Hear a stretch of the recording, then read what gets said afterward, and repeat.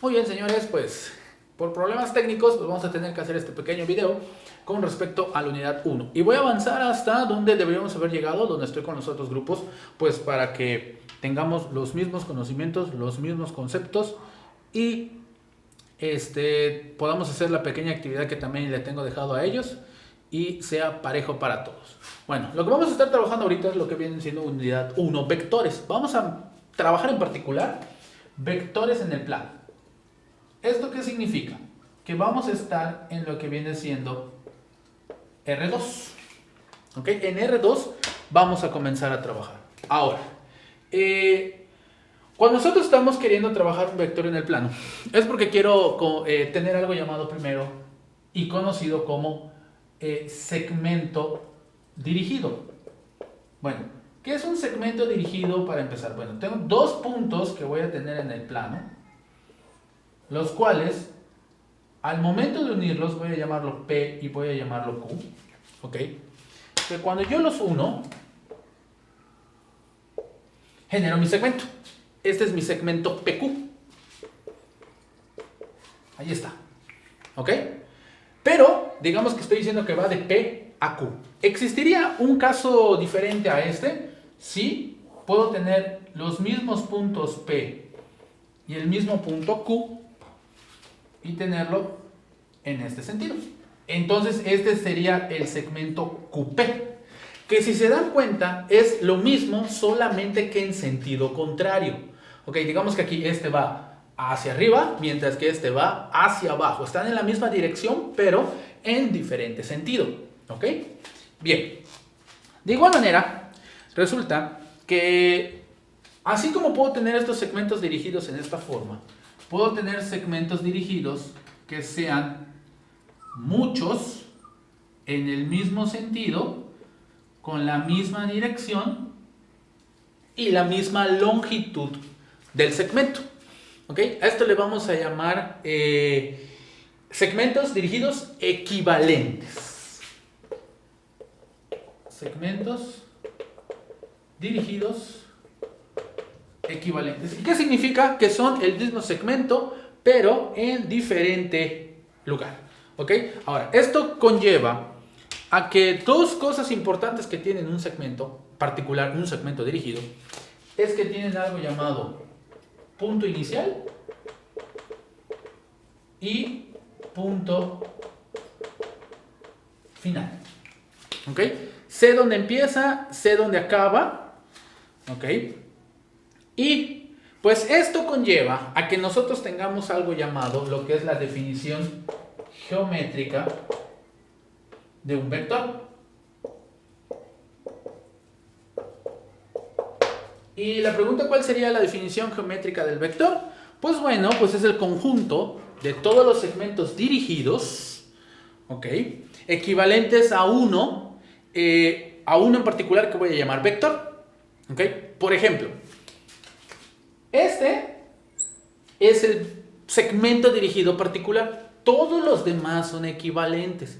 Entonces a este es al que voy a llamar vector. Pero normalmente los vectores nosotros los ubicamos en un lugar particular de todo el plano. En este caso, lo que va a pasar es que si, por ejemplo, yo tengo dos segmentos dirigidos, vamos a poner este de aquí, que viene siendo PQ. ¿Ok? Si yo agarro este segmento PQ y lo copio aquí y lo voy a llamar OR porque va del origen a R, entonces este es el que yo llamo vector.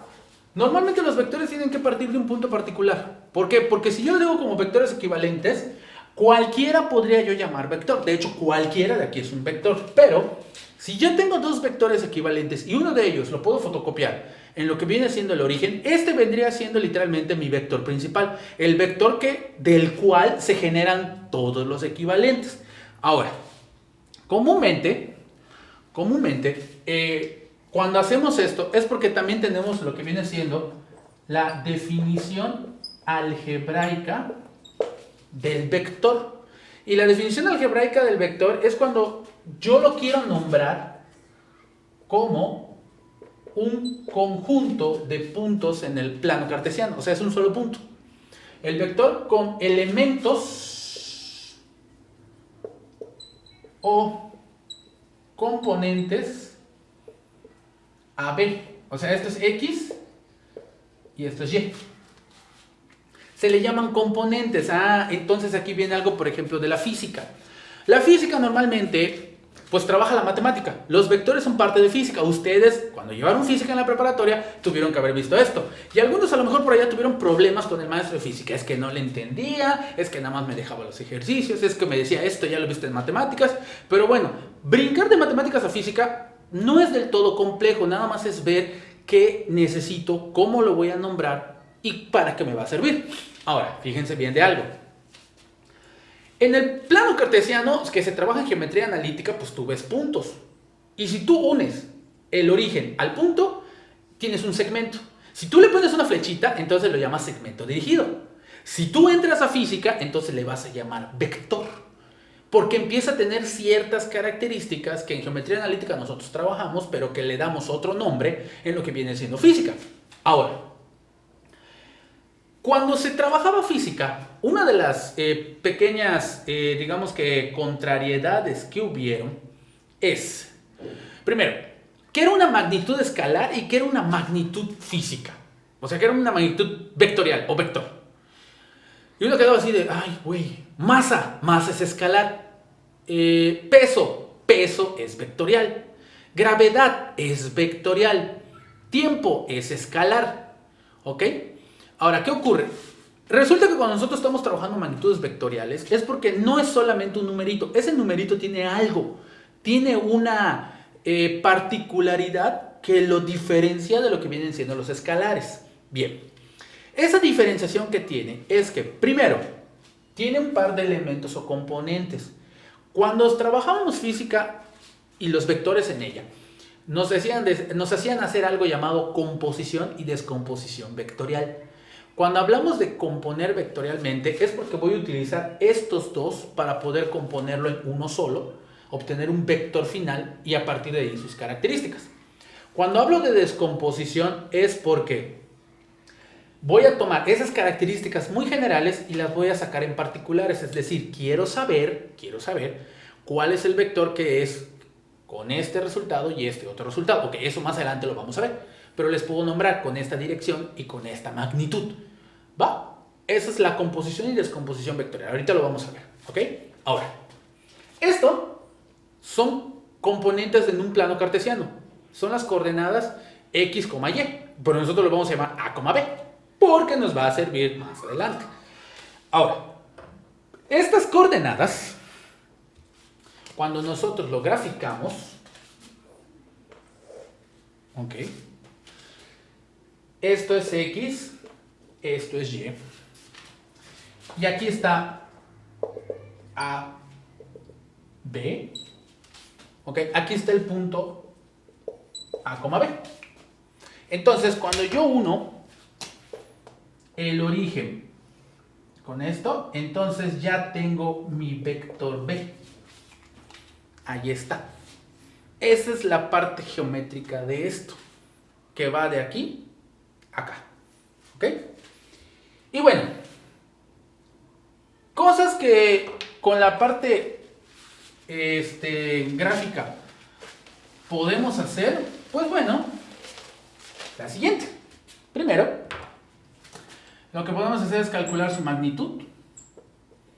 Que la magnitud no es nada más y nada menos que la longitud del vector. Y esto se calcula por medio del teorema de Pitágoras, que viene siendo módulo de B o magnitud de B es la raíz cuadrada de A cuadrada más B cuadrada. ¿Okay? ¿Qué es para saber esto?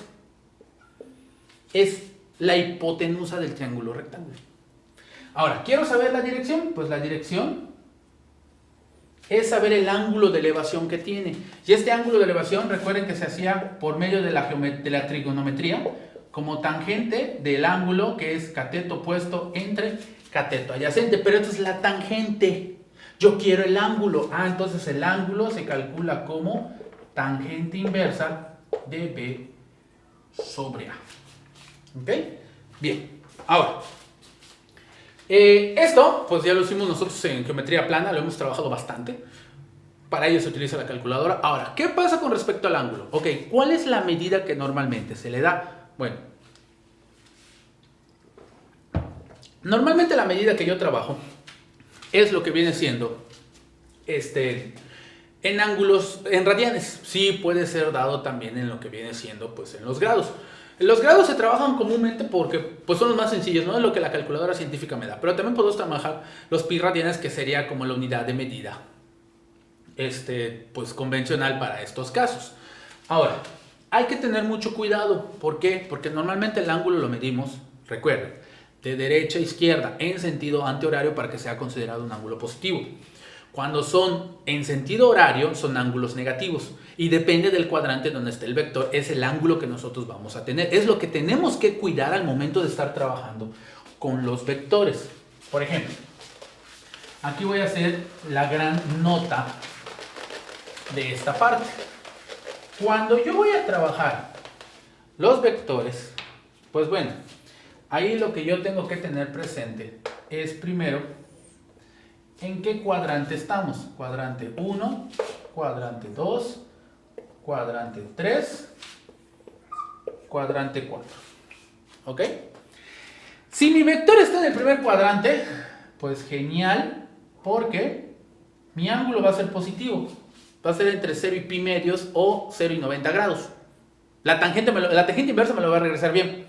Pero, cuando mi vector está en el segundo cuadrante, cuando yo le aplico la tangente inversa, me va a regresar un ángulo en sentido horario, es decir, en sentido negativo. Va a ser menos. Pero los ángulos deben ser positivos. Entonces hay que calcularle su suplemento. 180 más esto o pi más esto, dependiendo de cómo lo quiero yo mostrar, si como grados o como radianes. ¿Ok? Ahí es donde depende todo esto. Siguiente. Si está en el tercer cuadrante, la tangente, correcto, me va a entregar un ángulo positivo. Pero el ángulo positivo que me regrese es menor a 180 grados y esta cosa ya dio media vuelta, más de media vuelta. Ahí está. Entonces, recapitulando, cuadrante 1 me va a dar entre 0 y pi medios. Aquí tengo que hacer pi más el ángulo. Como es negativo, es una resta. Bien, queda entre 0 y 180. Cuando está en el tercer cuadrante, tiene que ser pi más teta. Pero ¿por qué aquí más y por qué aquí más? Sencillo. Aquí este es negativo. Más por menos, menos. Ya tengo una resta. Este de aquí es positivo. Positivo con positivo se suma. Entonces sobrepasa los 180. ¿Y qué va a pasar cuando estemos en nuestro cuarto cuadrante? La calculadora me lo va a regresar así, en negativo. ¿Ok? Porque lo está leyendo en sentido horario. Siempre lo hace con respecto al eje más cercano en X. Por eso aquí lo empieza desde este. ¿Ok? Desde el lado derecho. Mientras que aquí comienza desde el lado izquierdo. Y pues en realidad el ángulo que queremos es todo esto. Entonces aquí es 2pi más teta. ¿Por qué más teta? Porque ahí teta es negativo. Entonces al final se va a hacer una resta. Y el resultado que me va a quedar va a ser entre 270 y 360 grados. ¿Ok, señores? Bueno, pues en sí es hasta aquí donde yo tenía pensado ver. Hasta aquí dejamos la primera clase. Ya tienen bastante información. La siguiente clase vamos a continuar con los otros conceptos de vectores, que vienen siendo sumas, proyecciones y todo ello. Esta es la parte pues que se viene trabajando casi desde secundaria y preparatoria, y cuando se ve física en lo que viene siendo la universidad. Señores, eso es todo. Esto ha sido todo por hoy. Nos vemos en la siguiente clase. Cuídense y pónganse bonito. Chao.